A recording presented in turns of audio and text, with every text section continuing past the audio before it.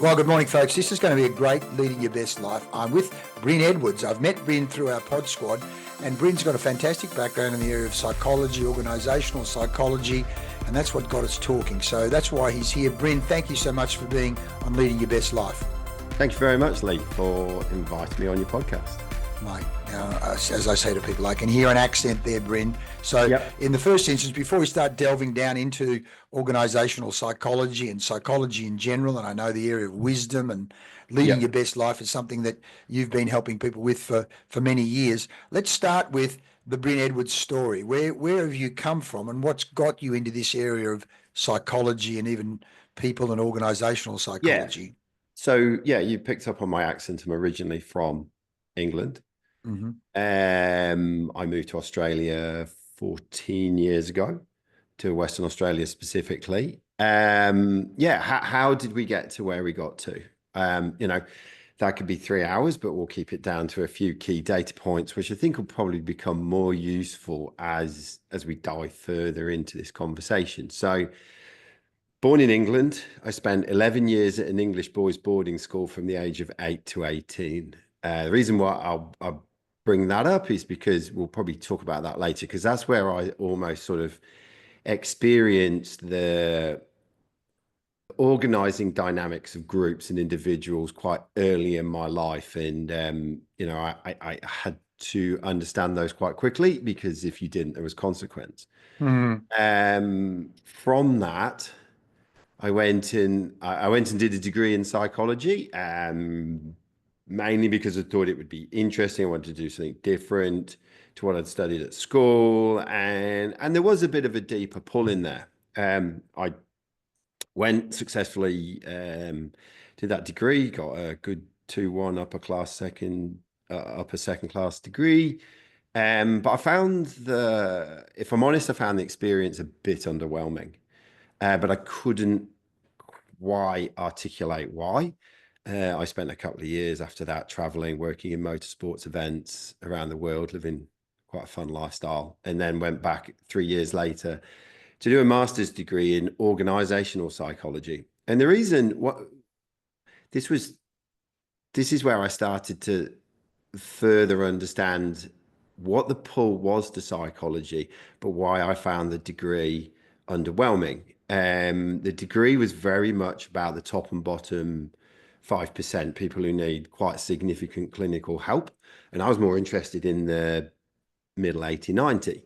And it's easy for me to look back now and point straight at it. But at the time, there is no studying of human functioning and human psychology. What does good look like? What does healthy look like? It all tends to be around what does not good look like, and pathology focused. And the only thing that was sort of anywhere close to normal everyday functioning at that time from a master's degree perspective was either sports psychology or organizational psychology. And really, sport was quite narrow for my liking. Sport's great and we can learn a lot from it, but it is a very confined environment, controlled environment. And so, its applicability to life and business, I think, sometimes is dramatically overstated. So I went towards organizational psychology because that's where most people are hanging out, aren't they? Mm-hmm. That's what they're doing with the bulk of their time while they're awake. And not in their houses. So I did that again. It was interesting. There was stuff I learned that very much at that time. We're talking 2000, 2001. I was lectured by the world's leading expert in workplace stress. And this fascinated me, this idea that spaces can cause damage and environments can cause damage. Particularly having been at a boys' boarding school. And I wanted to pursue that afterwards, but it didn't really go anywhere at that time. It was really quite early. So I could have embarked upon a path of, becoming an out-and-out organizational psychologist, but that seemed, again, quite narrow to me. So I went out into the world of, I started off doing a bit of sort of corporate training and coaching, but from there,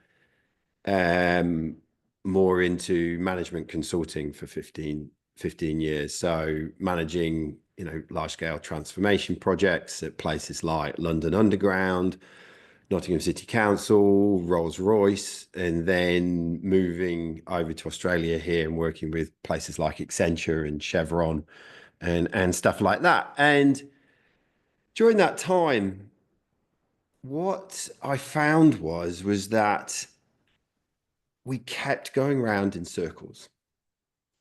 And I would find myself often sitting in the presence of key decision makers who were considering, rigorous, data-driven ways forwards based on the best practice. And I'd sit there and intuitively, deep down, I'd sit there and think, yeah, this will probably work for 2 or 3 months, and then it'll plateau. And then probably in 12 months, we'll be in a worse place than we are now. Mm-hmm. But it's difficult to articulate. And it was tricky as well because those cycle times were anywhere between 12 and 18 months. And I was lucky to work on projects where I saw that. And, you start out your career and there's a lot of clever people around you and you think that they know better, so you trust them. And then you get to 12, 18 months time and you're like, it's not quite got to where I thought it would. So I moved through that and moved through that and moved through that. And then I think whilst my career was doing this, in my life, throughout this, I'd done what I'd followed the path that was sold to me at school. Do well, go to university. Once you're at university, you'll get a good job, which I did, and then you find someone, settle down, have family, da da da da da. All right, and so I was doing all of that. And then when it got to about the age of latter 30s, all the wheels started to come off.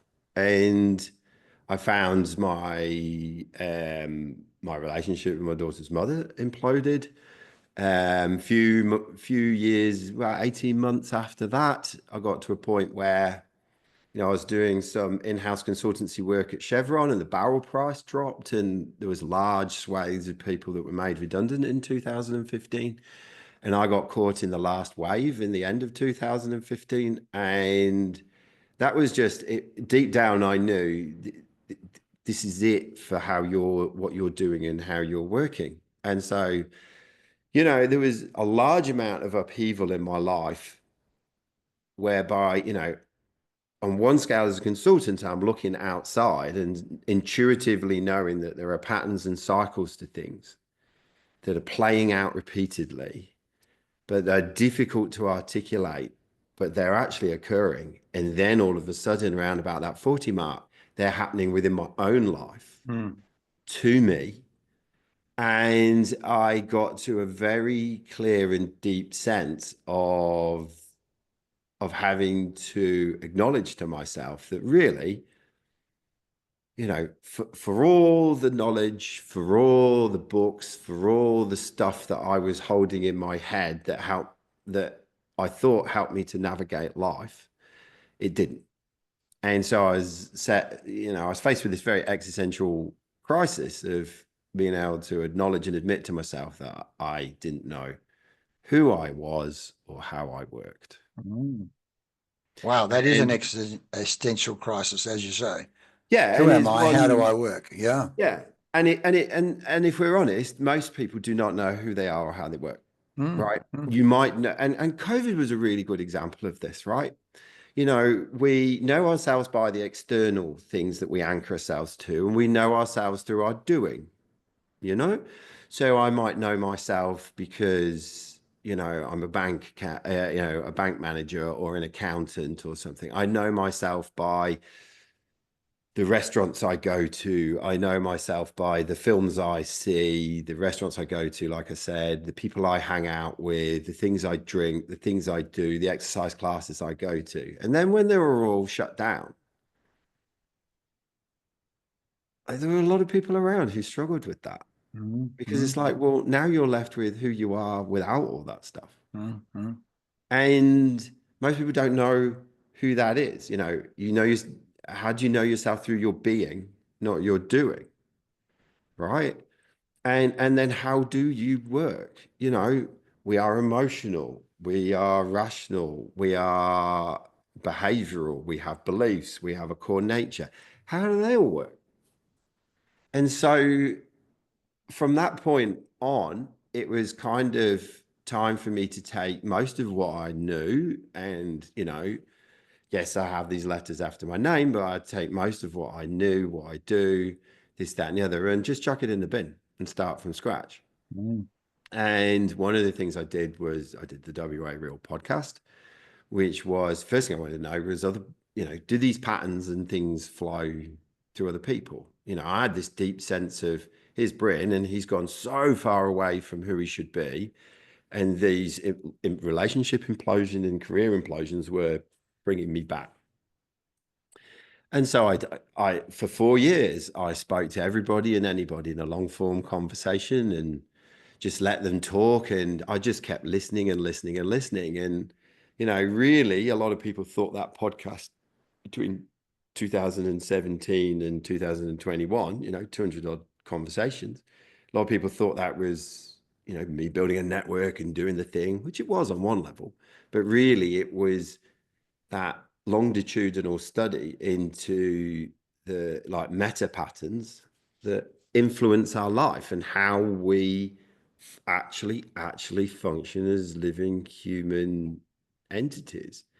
And I learned a huge amount from that. And then then towards the end of that delivered me to an interview with a lady called Rosalind Snyder, who was the first person ever to say, what's this podcast really, really, really about, Bryn? And I said, there are patterns, Ros. And she said, tell me what you see. And I told her, and her response was, you're nearly there.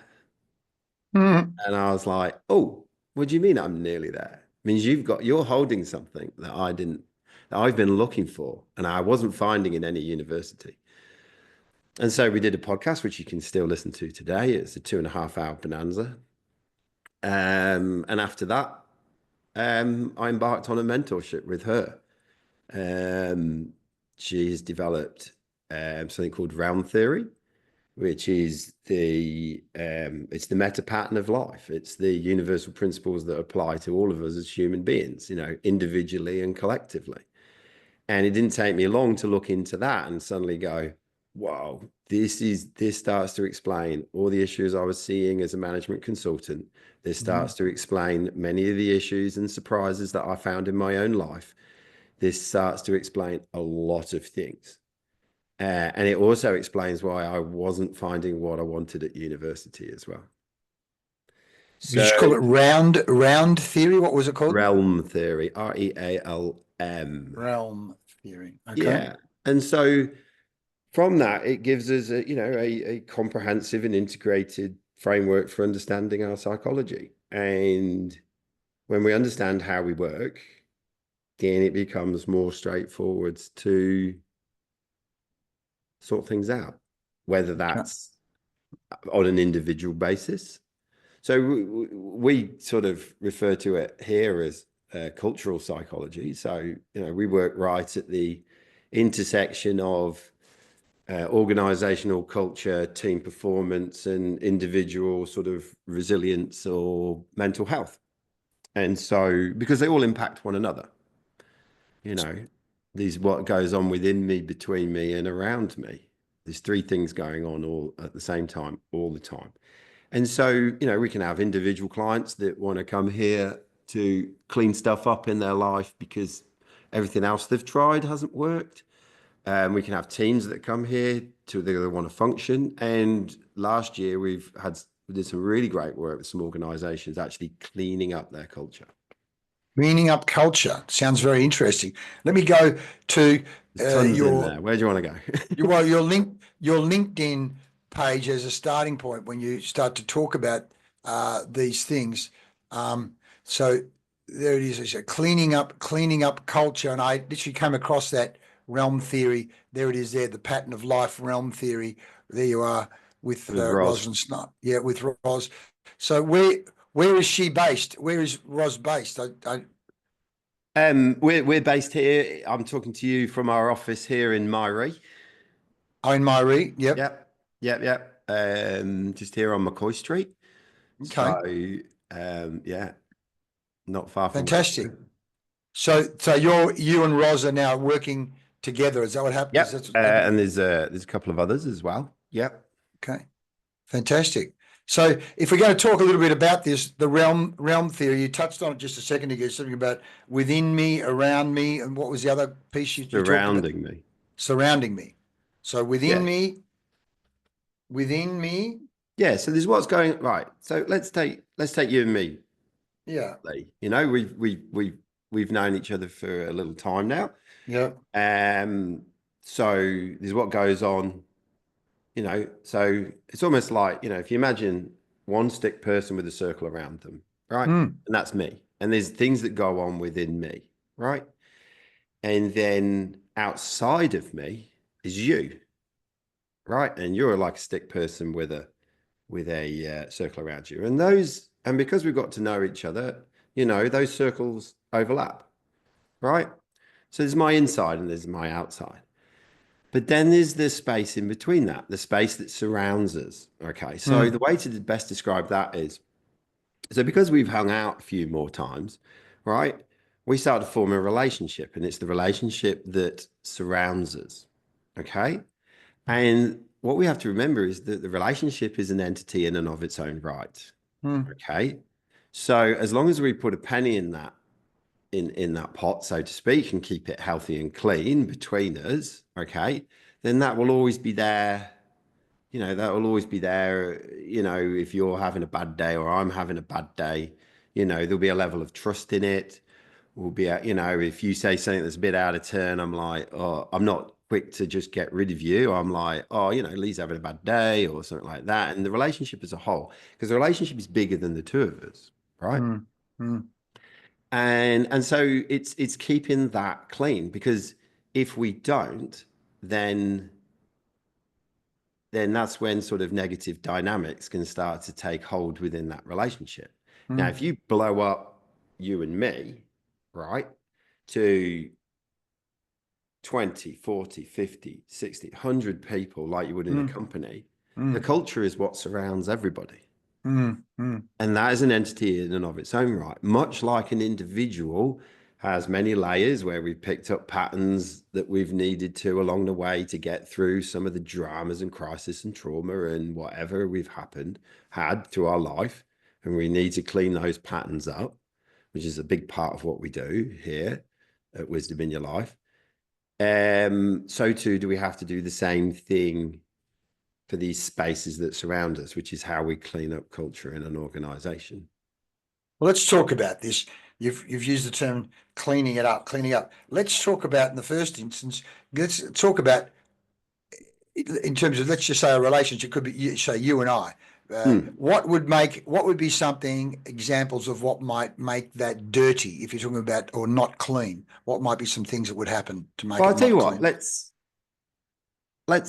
let's go back to my time at English boys boarding school. Right. So, as you can imagine, at an English boys boarding school, it's very English, stiff British upper lip, right? People used to think that a boys boarding school would be full of fights, right? But it wasn't, because if you got into a fight, you'd lost, because somebody had arced you up enough that you'd start to throw a fist. Right? That was the game. That was the sport. That was the rules. That's what was going on. And while we were at boarding school, nobody wanted to be there. Everyone wanted to be at home. They'd rather be in their bedroom with their brother, their sister, monging out, watching TV, having home cooked meals, being in the love of mum and dad. Everybody was homesick. Everybody really wanted to cry, but you couldn't.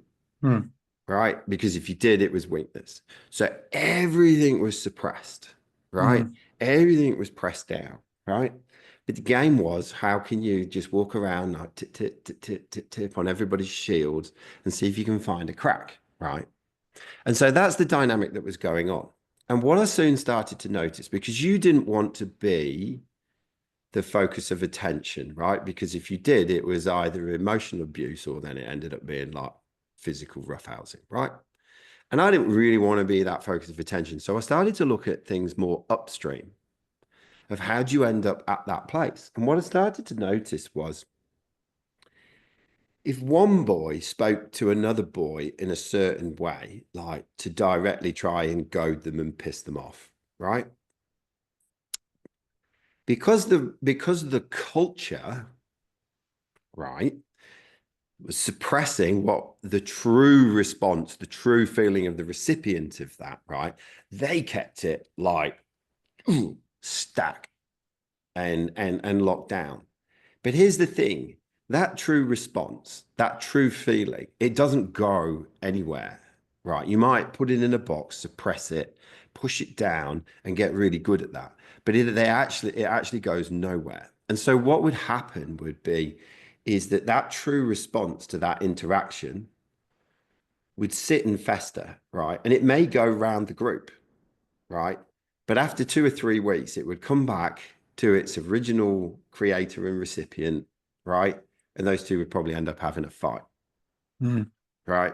And that was the way that the charge was discharged. Yes. A charge was created, right? Because we're all emotional beings, right? All this whole thing of, oh, are you rational or are you emotional? No, you're both, right? If you think you're one over the other, there's an imbalance, and that's not healthy. You know, we get a lot of people today talking about overthinking and can't control their thoughts and da da da da da. And I'd invite people to reframe that to most overthinkers are probably underfeelers. Because Yeah. if you're not doing enough feeling, and that, you know, our feeling sits at a much deeper level and it shades and colors our thinking. But because we like to isolate and cut things apart and see things as individual pieces, we don't connect the dots of how we actually function and work. So most overthinkers are actual underfeelers. So we go back to boarding school, right? So there's this interaction, creates a charge, it was suppressed, but then it comes back because it goes nowhere and it gets discharged, right? It gets discharged in a fight, right? These were the dynamics that I was struggling with as a management consultant. Because having got used to understanding how this intuitively worked, you start to see how, right, we're going to make a rational decision that's going to change the job functioning of probably, let's arbitrarily say, 200 people in a division. Nobody wants their job to change. Everybody, you know, most people just want to go to work, do the thing, enjoy it as much as they can. You know, most people are doing some level of emotional reconciliation within to reconcile the fact that they're spending a large amount of time doing something primarily for money, right? So we've got to be honest, right? And that's the beauty of this. You know, when people say I'm passionate about my job, generally what they mean is they're passionate about earning tokens to pay the mortgage, have food, put electricity on, right? That's the blunt truth. So you have these and anybody who disagrees with that, I usually say, if you won the lottery tonight and won 10 million, would you be here at work tomorrow? Most people say no. It's like, well, there you go. So you'll have managers who make a decision and then that changes something for like 200 people. 200 people will have an emotional response to that, right? But nobody wants to be the person who goes, oh, this is a bag of shit, or this isn't working, or this, that, and the other. So just like in the boarding school scenario, instead of it being one boy and one boy, it'll be one group, 200 people, all that true feeling, true charge, suppressed. But where does it go? It goes into them or it goes out into the surrounding space, that relationship surrounding culture, right? But it's 200 people. So that's a lot of junk in the environment, right? And we're all really good nowadays at knowing that if we're driving down the road and we're eating a Snickers bar, we don't wind down the window and throw the wrapper out the window, right? Because we're all good at keeping the physical commons clean. But when it comes to this deeper, you know, emotional commons or cultural commons, oh, we just chuck junk out left, right, and center and think that it'll all sort itself out, right? So you have 200 emotional responses. They will just sit there and fester, and then they'll start to all come together almost like a destructive whirlpool. And then that starts to shape the culture, the space that's in between. And one individual versus a culture that's like a circle this big has no chance, because the surrounding culture has a much greater influence on us than we ever imagine. Mm. So all this idea of let's just look at the individual by itself is folly. It's important that we understand what are our own dynamics, what are our own destructive patterns.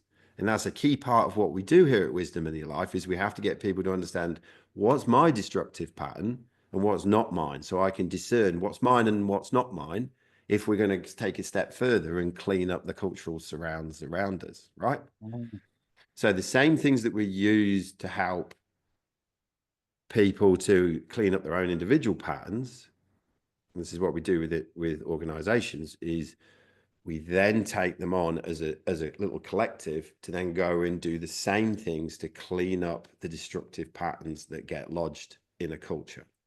And we've all experienced it. You're in an organization and you see somebody come in and they're bright and shiny and new and dripping with enthusiasm and thrust, and then you're like, within 2 to 3 months, they're as cynical as everybody else.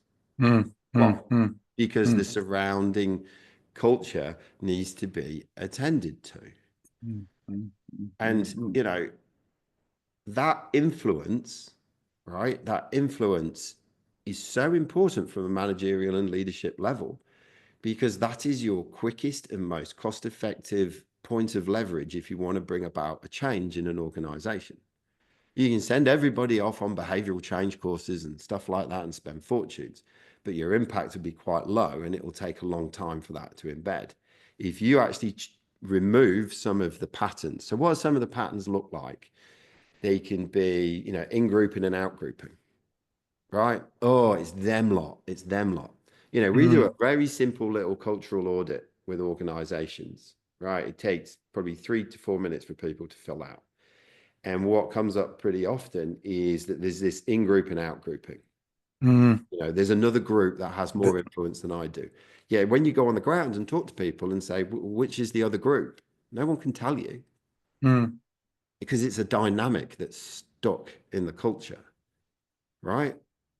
And you see this, you see this playing out in places like, the UK and America. We have in group and out group. We do it with migrants. Oh, Mm. it's them coming in. They're the ones that are, shagging up the economy and stuff like that. No, what's going on is there's a whole stack of people who know that things are not working the way that they should. There's huge, this is a whole other trajectory and we won't go into it, but there is a huge inequality in how wealth is distributed. Mm. So that is an in-group and out-group. Yeah, it's manifesting itself through, it's migrants and non-migrants and stuff Yeah. like that. So Yeah. these dynamics play out. There's also there's other ones where we can instill too much internal competition. That starts to occur. We can see stuff where people start to minimize things. So when shitty things happen, it's like, oh no, it's all right. Mm. Mm. It's like, no, this is not Mm. right. And then we Mm. understand, and the thing is, a lot of what I talk about is we all know it deep down, right? In our deepest place of knowing, we all know this stuff. I'm probably better now at being able to articulate it. And by doing that, it brings it up to a conscious level for everybody else. And so yeah, it's look, for me, it's a super fascinating place to be working, Mm. because You remind me, of course, Peter Drucker saying, culture eats strategy for breakfast every day. And that's what you're talking about there is you have all this rational oh yeah, thinking, spreadsheets, structures, yeah, but yeah, yeah. all this invisible suppressed charge, the Yes. them and us, the unspoken. Yeah, Uh, because like the true nature of individuals and collectives of individuals doesn't give a shit about your business plan, right? mm, One of your questions that you put down on the the list of questions to ask is, what's one of the things that like leaders and managers are not getting, not helping them. If we start at the top, it's all of an individual is showing up to work, whether you like it or not. This idea that they wipe their feet of their drama before they walk through the door, and then that drama doesn't come through the door, is just complete folly, right? And that drama might not be someone and their spouse having an argument that morning. That drama can also be something that happened in childhood and has shaped the patterns of how we do life now, right? The patterns that are not their own patterns, not from their own nature, place, purpose. And so, you have all of the individual shows up. There's more going on than just this rational behavioral level. There's an emotional level, there's a belief level, and there's a core nature level that are going on, right? And when people come together, we have to remember that a business ultimately is just an arbitrary collective of people centered around a thing in the middle. Now, it is a living entity in and of its own right. And I think that's another key point is I started to understand organizations as a management consultant far better when I started to see them as living entities. They move through time and space, they learn, contract, expand, depending on their nature.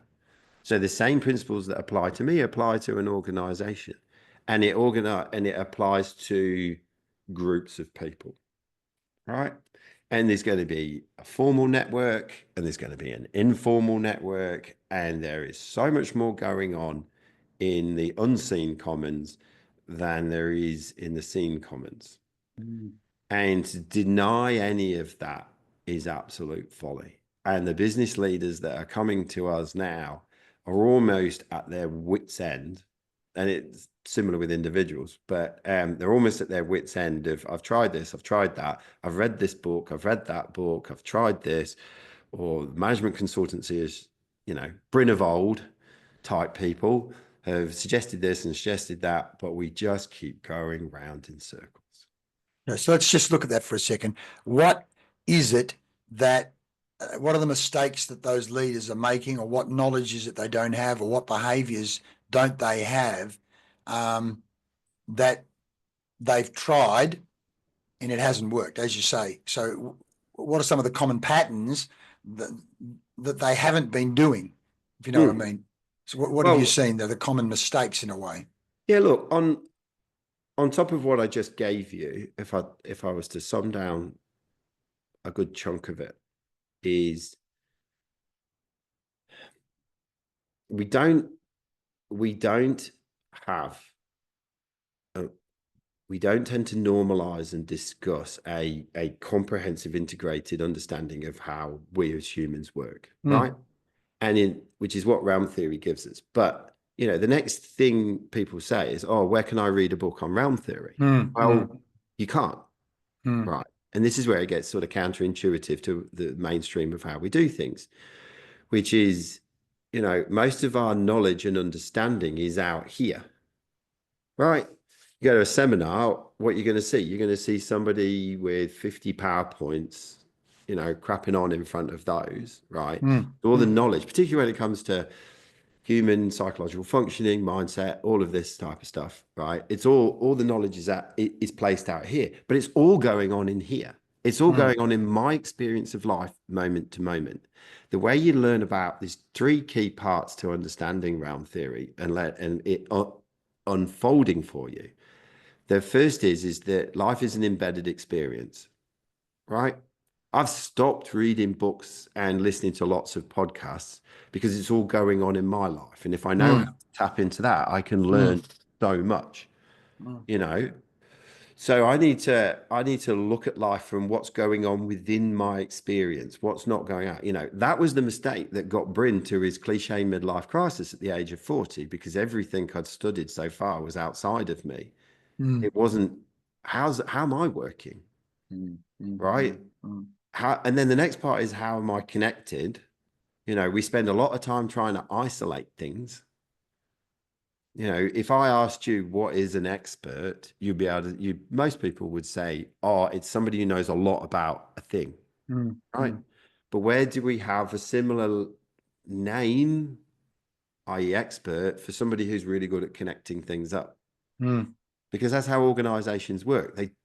We may have the org chart, which comes down in a lovely pyramid, or we try and flatten it out to make ourselves feel better.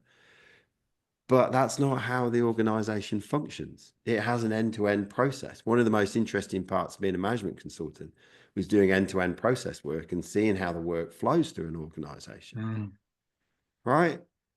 And then finally, the other key point of what we need to do as a manager is we need to connect, what we refer to is connect to absolute zero, connect to mm, your being. We talked about earlier on. mm. If you can connect to that, then life will unfold for you. And then you will be able to understand and see life from a deep place of knowing, right? Not thinking about, not feeling about, not believing about, but from a place of knowing. When we can do that, then we just know what we need to do, right? And that goes for the same for an organization as a whole. A whole organization will have a 0 point, absolute 0 point, and it will need to understand its nature. Does that Wow. make sense? Or Well, is that a I'm bit just out sitting there? here thinking, so many, and in fact, even this morning, I'm talking to a senior manager of a large organization, an engineering-based organization. We started my first main consulting project was with Telecom Australia. There was a team of consultants, 10 consultants, and our job was to change the culture of 90,000 people that had been PMG, Postmaster General, uh, Yeah. government employees so we're going to have to become more customer focused. These people don't even use the word customer, they use the word subscriber. The place has been designed and run by engineers. I didn't even Hmm. know what left brain and right brain was at that point, but you Yeah. start to hang out with organizations run by engineers, you soon start to learn what left brainers are. So I'm here Yeah. sitting listening to you, thinking from the point of view of so many organizations are run by either finance people, Yep.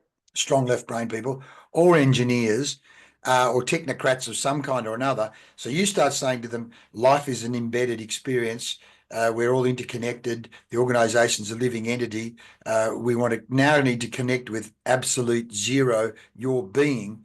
Some of those engineers will be going, what the hell? At one level, intellectually, as you say, the Correct. thinking part will be going, what the hell is he on about? And at an intuitive level, they're going, I agree. So Yes. there's, in A terms of their own huge internal disconnect. experience, yes. And yet these people are, particularly as you say, if they're living in the world of, I've got the knowledge. And again, many times I've been in organizations where the person who was the chartered accountant couldn't help but tell me, I'm a chartered accountant. Oh yeah. As if I'm supposed to actually get down on my knees and go, my God, I'm talking to a chartered accountant. Oh, they're geniuses because they've come through. And even then, you say this the same in law, the lawyers, I'm a Yeah. Yeah. lawyer. Yeah. And lawyers then go, what's your hourly rate? Because they're in their world, that it's the pecking order of Oh yeah. hourly It's rate. pecking order in the hierarchy. Right, Yeah. right. So you could never, as a consultant, charge a higher hourly rate than them because their paradigm just couldn't handle that. So here you are with this language and this thinking,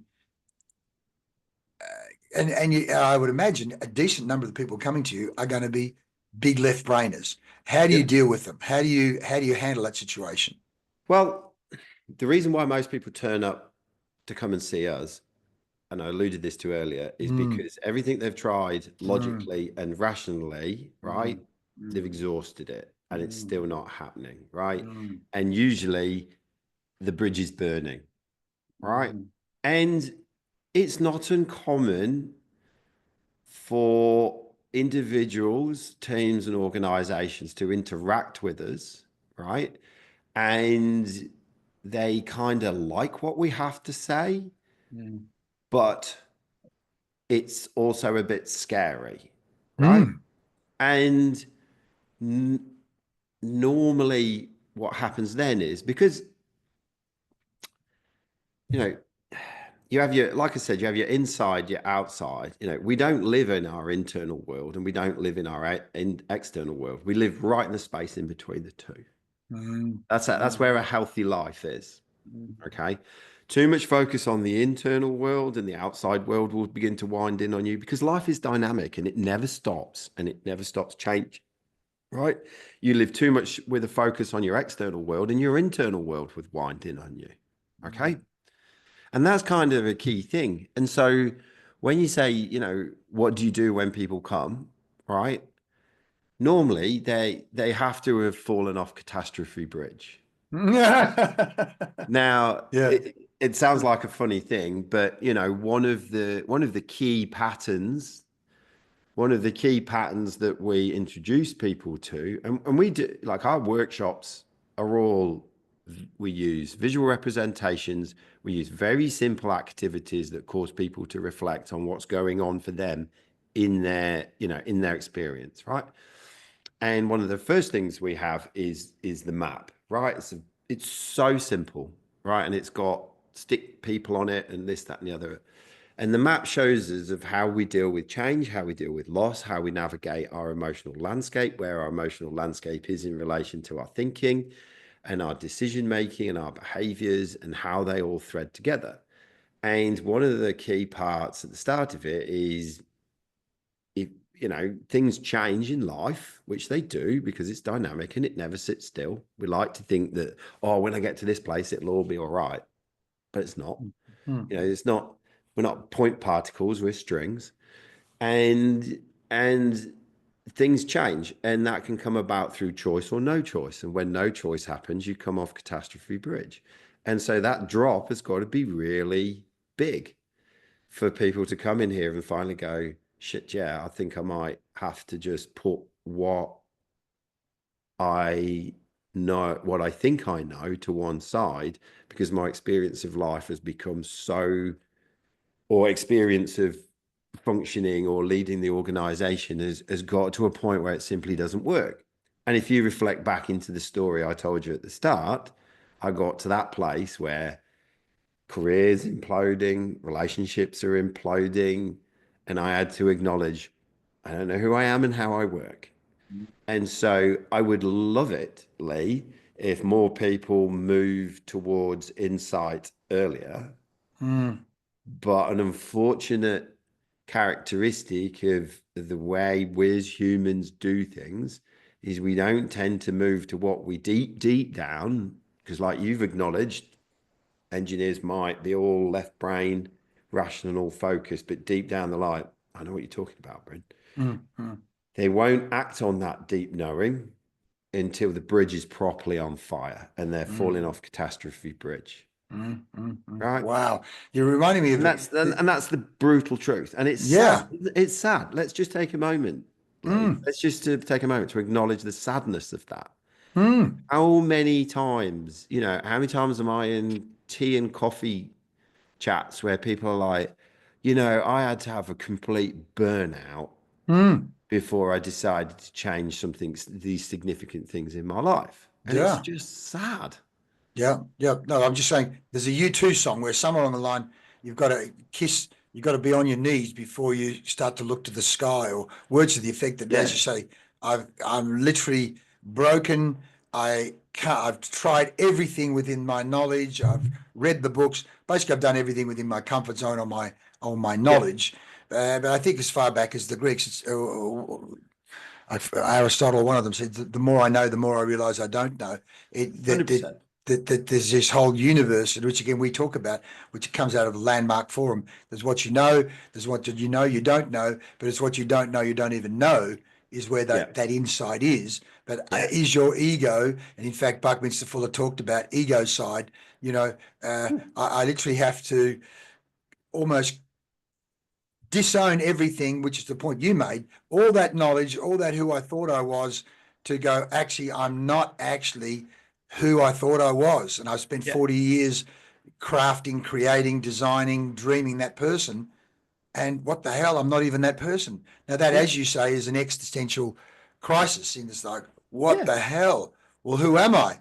If that's not Yeah. the case, so as a And catastrophe bridge. And a big, you talk about the existential crisis. One of the big things we do here is, and it comes as a byproduct, but we build resilience in people so that they build existential strength, right? Because, like we said, I used to think resilience was like a shield, right? But at some point, you're going to get tired, and that shield's going to drop, and you're going to get Yeah. whacked from what's behind it.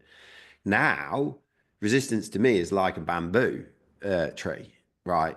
Firmly rooted in the ground and able to flex and move with the storms. Because, like I keep saying, life is a dynamic, unfolding, non-stop thing that's happening, right? And so for me now, having spent time doing what I do, the first 3 years of my mentorship with Roz was not doing workshops and stuff. It was sitting in the workshops, taking the processes and the practices that we have to develop my own process and practice so I could understand this for myself. Note that in everything that I've talked about so far, I don't need to reference a book. I don't need to reference a podcast, because all I can do is talk about my experience, right? And that helps to connect, but it helps me to understand, right?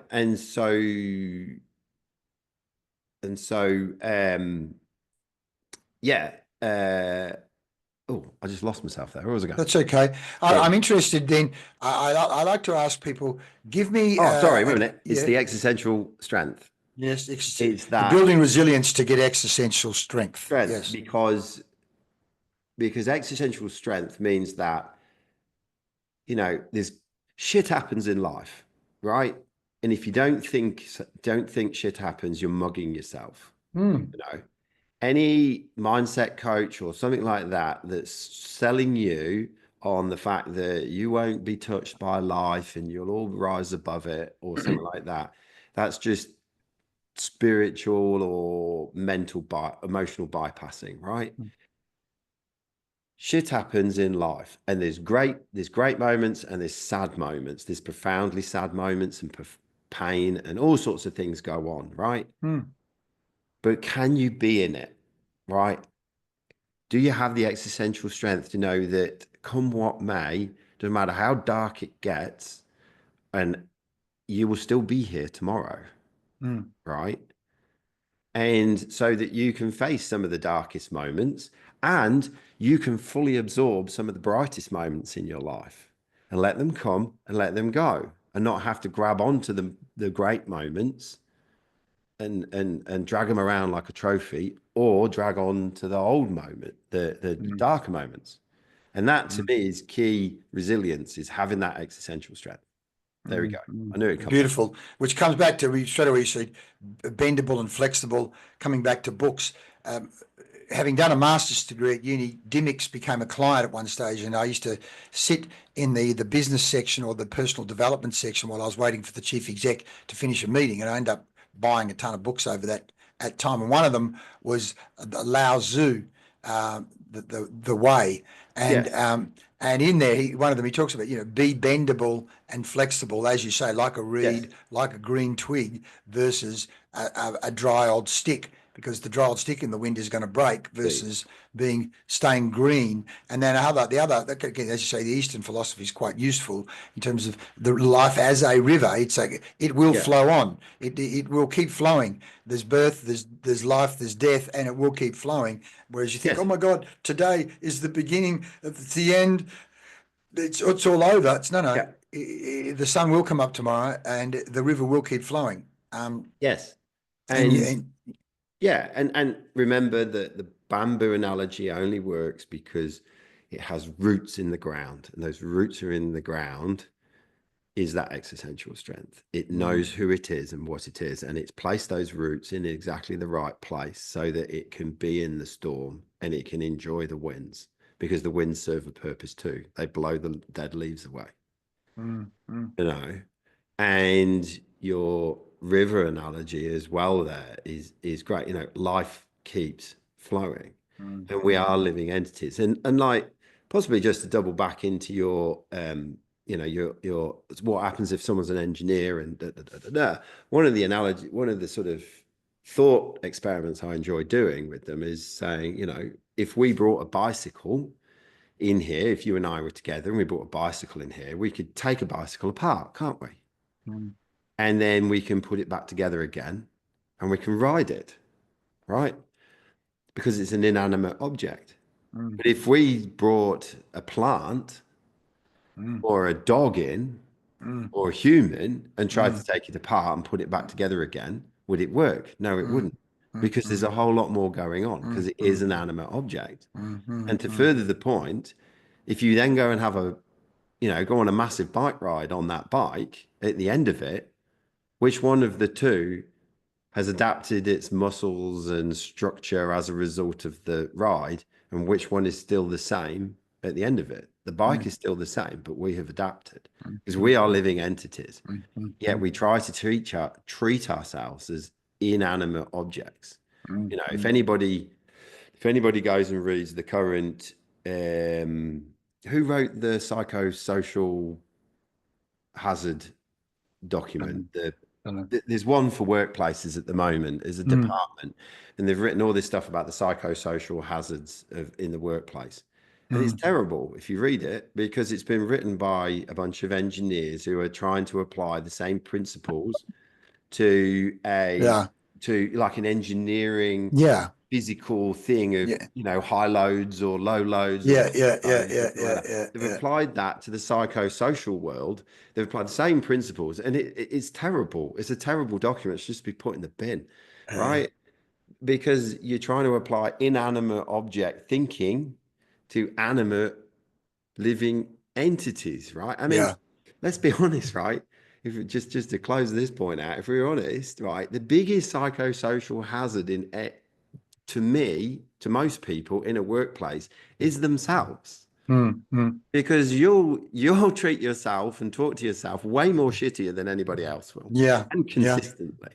yes, But we've yes, not yes. talked about that. Anyway, Yeah, yeah, yeah, yeah. Well, that's Maslow's what's Maslow's quote? If the only tool you have is a hammer, a lot of things look like nails. So you're an engineer. You look at the world using engineering principles, which is all very well if you're General Monash in World War One and you start to apply some yeah, yeah, yeah. science to war, but you start to apply engineering principles. And again, Taylorism when it comes to production lines, that's all very well. But when you start Yeah. talking psychology, you start talking emotional inner world well-being, then So it's so not. this leads us so this leads us in nicely to I'm just going to give us a quick bit of basic intro to realm theory, right? Mhm. It's because it's kind of like, well, yeah, but one thing applies, one what part of what you're saying is right, and a part of the thing is not, but it is, but it's not, and it can be Mhm. confusing.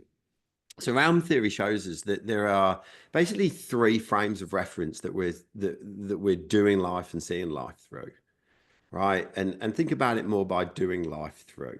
You know, when people say to me, "Oh, I've done a lot of work on myself," it's like, well, try doing a lot of work in yourself. Mhm. That'll be more Mhm. beneficial, It's like right? so I've worked on my biceps, therefore I worked on myself. No, try Mm. working in yourself. How did you Yeah. improve the functionality of the biceps? Mm. Anyway, there's three frames of reference, right? The first one is here in everyday reality, right?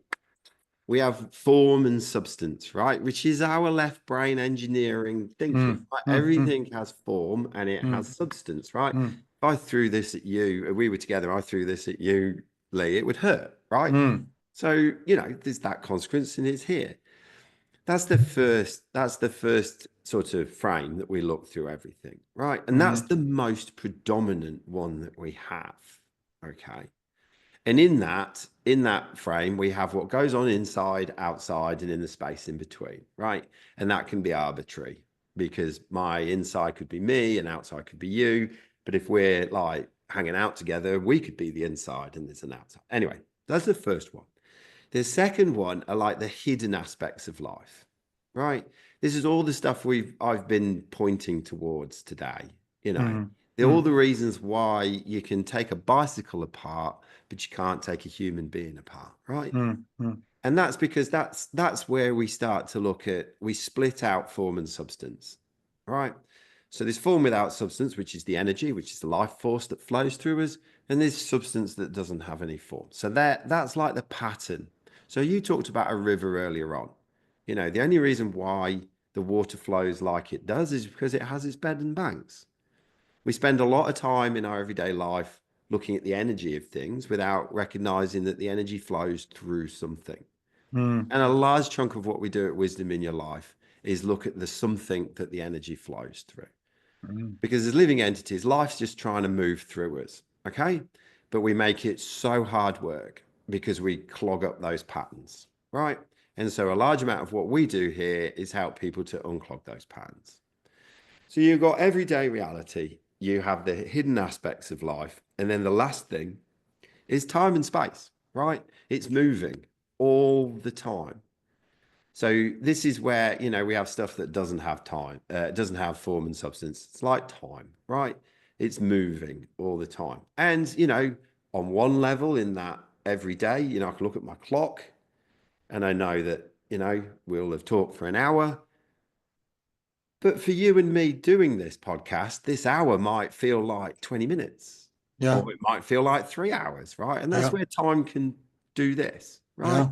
Yeah. And we've all had that experience. So these these three frames help us to really see into the depths of life, and I'll probably just keep it there. But Sure. that gives us a real, and if you really want to go much, much further, then go watch the 2.5 hour bonanza with me and Ross, right? Well, I'll do that. I'll do that. But Yeah. what I'd like to do is Yeah. give me at least one case study of a before and after, or someone's come to you, they've fallen off the catastrophe bridge, and you took them through a journey, and then 6 months later or 12 months later, what was the outcome? Can you think of a case study that Yeah, you would sure. say, that's a good, give And me a concrete example, gives the yeah, listener a for concrete sure. example of the before, during, and after? Yeah, for sure. Do you want me to do it with an individual or with a company? Probably, but I don't care, whichever one you want to do. We'll go with an individual. Ideally, it's some kind of measurable outcome that they can literally say, I can literally see or measure the difference that's happened. Well, right. So by saying measurable, Mm. you want me to be able to put a figure against it, right? If possible, if Or possible. something, right? Whereas what I can probably do that with the individual I'm thinking of, but really everything has changed in their experience of and doing and being of life, right? Okay. Which is where things actually happen. Mm-hmm. Measurables are very useful Mm. on one level, but they're limiting as well. But anyway, about this time last year, I was asked to go and do a quick strategy session with a group that does raises awareness about mental health and what you can do about it in the FIFO industry, right? Mm-hmm. So Mm-hmm. I turned up to the strategy day and I basically I applied some of our principles here of we're not going to talk about this. We're not going to have a rational talk. I'm going to tap into something a bit deeper. So I got them to do three simple things, right? Well, basically, I took some very simple like oil pastel, waxy crayons, and I got them to draw three pictures. Mm-hmm. Right? I said, draw a picture of what is the impact that you have on your clients. How does this organization deliver that impact, and then the third one was draw what you do in the organization that delivers that. Now, by asking Mm. someone to draw it, I'm taking them out their rational place and I'm taking them much deeper down into their knowing, right? Mm. And it was quite funny. Well, I'll say funny, because within 15, 20 minutes, half the team was in tears. Wow. Right. And let's be clear, that's not a bad thing. No, of course not. Of course, That's an yes. awesome thing, right? And There's some it's insight going on. There's to paradigm say, shifting going on. There's yeah. a range of things happening. Yeah. So it's starting to bring up what's really, really going on. And one in particular individual, he was like in floods of tears, and he was like, how did you do that? And I said, what? And he goes, how did you just tap that? And where are all these tears coming from? And I was Mm. like, well, only you really know. And Mm. so he then came to us, and we have three sort of foundational workshops which help people to really get to step one in their life. where they have a sense of knowing who they are and how they function. Because when we do that, then we go off and do some cool stuff. Right. So the first workshop with him was the MAP workshop, which I mentioned earlier on, where we looked at how do we actually navigate change, and how do you navigate your emotional landscape? Most of us don't know how to navigate our emotional landscape, which then closes up. If we have an emotional capacity that's this big, Leigh, right? Our emotions should flow from one place to another, right? But we learn early on that some are acceptable and some are not. Sure. Anger's the first one. So then we end up building up all these layers within our emotional capacity, right? And stuff like, and so we need to keep it clean, right? And that's a big part of the MAP workshop, is actually giving people tools and practices that they experience in themselves so they can develop their own practice of how to keep it clean, right? And this is where I use the analogy of, you need to do the day-to-day stuff like brushing your teeth, and things like sleep, exercise, hanging out with your friends, nutrition will help that day-to-day stress. But let's recognize that we've all got layers and layers in the bottom. So sometimes, we need to go to the dentist and get the deep clean. So I worked with him to instill that, right? And so we worked on that practice. So he got used to moving through his emotional landscape, moving from change through his emotions into reflect, into understand, into making decisions, and then starting, new things as a result of that. So speeding up that, giving him a place to declog it, take out some of the deeper stuff that was getting in the way, give him more space to deal with life. It also brings a whole lot more joy and happiness back into life. But it also gives you opportunity to see more possibility and probability in your life. So following that, we then went to the next workshop. The first one's called the MAP. The second one's called the compass. The compass is how do we connect to that part of us that doesn't change through our entire life, right? It's where our deepest knowing comes from. It's our nature, What I'm about to say might sound pretty crass, but, I say it in most workshops. And your dad's little wiggler went into your mum's egg and created a spark. That spark is you, and that makes you unique. That makes Leigh and Bryn and everyone, right? So what we look at in the compass is how do we connect to our nature, and then how do we allow our nature to connect to our physicality, our thinking, our emotions, our beliefs, the spaces we hang out in, the places we go to, and the people that we hang out with. Because some work for us and some don't. We're not homogenized, although we try to teach ourselves that.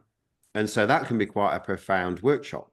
And then the third workshop, and so after that, I spent a lot of time with him, helping him to connect to his nature, to understand why some things really work for him and some things don't. Right. And so we started to connect into that. So now we've got two sets of practices working together, the one from the MAP and the one from the compass. And then with those installed, we were then able to do the final little workshop, which is our, so it's basically our repatterning workshop, which is where we go back and look at some of the shitty things that have happened to us, whether they can be, pretty dark or whatever, right? And it's not about whitewashing your personal history, but it's about acknowledging events, not going into them, not talking about them and reliving them, but acknowledging them, and then understanding how we have created patterns as a result of that, which are not ours.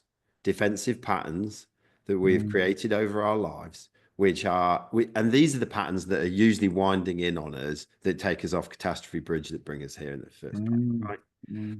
They're the little things of when we've had, difficult situations in our lives, particularly when we were young and we didn't have the help and advice, and we've had to leave a part of us in one place and the rest of us gets through, or we worked out how to get through in whatever way we did because we're still here. And then we keep repeating that, and then it shows up all across our lives. So what we look at there is how have these events created patterns and ways of being and doing that are not actually yours? And then we separate those from who you are. And then we go through some really simple, intuitive exercises to get rid of them. Wow, So that's that we don't keep repeating the same shit. Yeah, repeating the same shit. Yeah. And I'm just going to go to, as you say, even though the website right now, you might do some work on it. It starts. It's here at the wisdom, Yeah. the wisdom in your life. That's where you are. People want to start to look at those things, and start to look at some of the different workshops and services you have. Yeah. It sounds fascinating, mate. The thing about it is, I can see you and I are going to need to do another session. Oh yeah, we're already at an hour already. I know we're over an hour, which normally I try and say around that time. I know. So I do apologize. What we might do is I'm going to say all these other questions I want to get to. I'm going to leave it, and if I just look at my notes here, going back, I've got 3 pages of notes. The boarding school, which leading to the psych degree. You talked about that middle 80 to 90%, not the pathology, but what does good look like, which is essentially the world that the 80, 90%, as you say, we live in. I love that piece. Overthinkers are under feelers. I mean, boy, I know quite a few of those, and that profound impact that Rosalind Schneider's had with you, and obviously the power of realm theory, and within me, building up and releasing of charge. You've used the term cleaning up, keeping it healthy, keeping that space almost between internal world and external world, connecting to absolute zero. We live in the space between internal and external world. The unseen and the seen, building resilience and, as you say, existential strength, being better at handling the shit that really does happen in life, and that very powerful.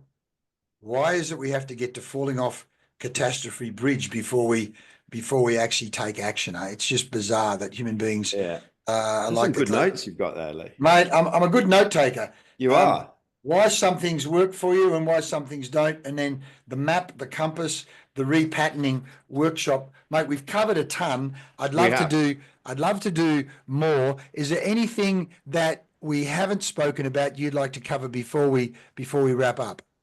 I think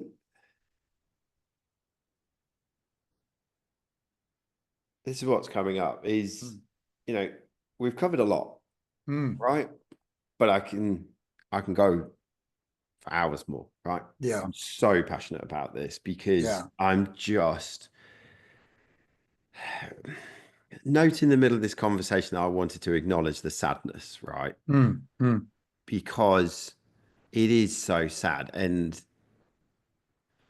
we can all be doing life better, right?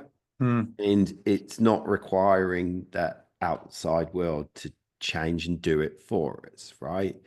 And there's some simple stuff. And the thing that's sad is that everybody deep down knows what they need to do, right? So it's not, I've talked about these 3 workshops. It's not coming and like Bryn's telling you what to do. Like all I'm doing is connecting you to where you really know.